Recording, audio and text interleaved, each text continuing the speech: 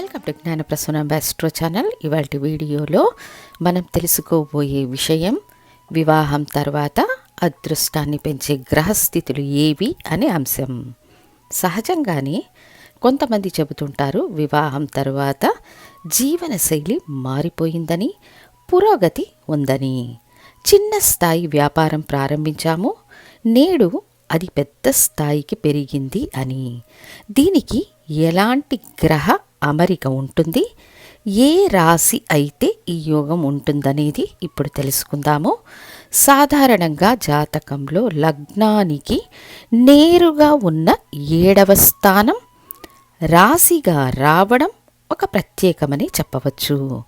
అంతేకాక ఆ రాశిలో చంద్రుడు ఉన్నప్పుడు ఆ రాశ్యాధిపతి జాతకంలో స్పాయిల్ కాకుండా స్వంత రాశి, ఉచ్చస్థితి, దిగ్బలం, మూల త్రికోణ బలం, ఈ 4 బలాలలో ఏదైనా ఒక స్థితిలో అమరి ఉండి 7వ స్థానంలో ఉన్న చంద్రుడు కూడా పాపగ్రహాల కనెక్టివిటీలో ఉండకుండా ఉంటే వీళ్లకు వివాహం తర్వాత అదృష్టం, పురోగతి ఉంటుందనడంలో ఎటువంటి సందేహము లేదు.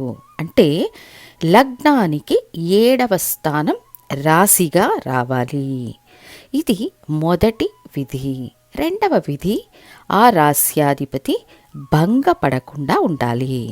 అయితే కొన్ని లగ్నాలకు చంద్రుడు శుక్లపక్ష చంద్రుడై 7వ స్థానంలో కేంద్రాధిపత్య దోషాన్ని కలిగిస్తాడు. ఉదాహరణకు చర లగ్నాలకు 7వ స్థానంలో శుక్లపక్ష చంద్రుడు తీవ్ర కేంద్రాధిపత్య దోషాన్ని ఇస్తాడు. కాబట్టి చర లగ్నాలకు చంద్రుడు కృష్ణపక్ష చంద్రుడైతే మంచిది.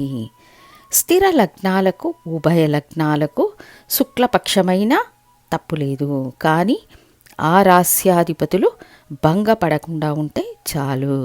ఇక మేష లగ్నానికి 7వ స్థానమైన తుల రాశిగా రావాలి. ఆ రాస్యాధిపతి శుక్రుడు భంగపడకుండా ఉండాలి. ఆ రాస్యాధిపతి శుక్రుడు స్వంత రాశి, ఉచ్చస్థానం, మూల త్రికోణ బలం, దిగ్బలంలో ఉండవచ్చు. వీళ్లకు వివాహం తర్వాత వృత్తిలో పురోగతి, అభివృద్ధి పెరుగుతుంది. తర్వాత వృషభ లగ్నం. లగ్నానికి 7వ స్థానమైన వృశ్చికంలో చంద్రుడు, ఈ చంద్రుడు శుక్లపక్ష చంద్రుడై ఉండాలి, ప్లస్ కుజుడు స్పాయిల్ కాకుండా ఉండాలి. ఇక మిథున లగ్నమైతే ధనుస్సు రాశిగా ఉండాలి. చంద్రుడికి స్థానం ఇచ్చిన గురు భగవానుడు పెద్దగా స్పాయిల్ కాకుండా ఉంటే మంచిది. తర్వాత కర్కాటక లగ్నం. మకర రాశి అయ్యి 7వ స్థానంలో ఉన్న చంద్రుడు తన రాశిని వీక్షించడం, ప్లస్ శని భగవానుడు స్పాయిల్ కాకుండా ఉంటే మంచిది. తర్వాత సింహలగ్నం. కుంభం రాశిగా రావాలి. ఇక్కడ చంద్రుడు శుక్లపక్షమై ఉండడం, శని భగవానుడు స్పాయిల్ కాకుండా ఉంటే మంచిది. వివాహం తర్వాత వీళ్ళ జీవన శైలి మారిపోతుంది.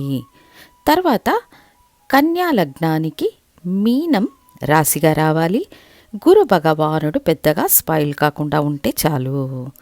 తులా లగ్నానికి మేషం రాశిగా రావాలి. రాస్యాధిపతి కుజుడు కనీస బలం కలిగి ఉంటే సరిపోతుంది. ఈ వ్యవస్థ ఉన్నవారికి యోగమున్న జీవిత భాగస్వామి లభించి వివాహం తర్వాత జీవితం పురోగతిని సాధిస్తుంది. వృశ్చిక లగ్నానికి వృషభం రాశిగా రావాలి. ఇక్కడ చంద్రుడు ఉచ్చస్థితిలో ఉంటాడు. శుక్రుడు మంచి స్థితిలో ఉంటే చాలు, మంచి యోగం వివాహం తర్వాత యాక్టివేట్ అవుతుంది. ధనుర్లగ్నం. మిథున రాశిగా రావాలి. రాస్యాధిపతి బుధుడు కనీస బలం కలిగి ఉండడం అవశ్యం. మకర లగ్నానికి కర్కాటకం రాశిగా రావాలి. ఇక్కడ చంద్రుడు తన రాశిలోనే ఉంటాడు కాబట్టి ఆటోమేటిక్గానే బలం అనేది ఉంటుంది. కుంభ లగ్నానికి సింహం రాశిగా ఏర్పడి రవి భగవానుడు బలంగా ఉంటే చాలు. మీన లగ్నానికి కన్య రాశిగా రావాలి. బుధుడు కనీస బలం కలిగి ఉంటే చాలు. ఉదాహరణకు మిథునంలో స్వంత రాశి అనే బలం కలిగి ఉండడం, ఒక పక్క కేంద్రాధిపత్య దోషమన్నా రాస్యాధిపతి బలంగా ఉన్నారన్న ఆధారంగా నిశ్చయంగా విజయాన్నిచ్చే వ్యవస్థ ఉంటుంది. ఇక మీ జాతకంలో కూడా ఇలాంటి వ్యవస్థ ఉందా అని పరిశీలించండి అని తెలియజేస్తూ మళ్ళీ ఇంకొక వీడియో ద్వారా మీ ముందుంటాను. ధన్యవాదాలు.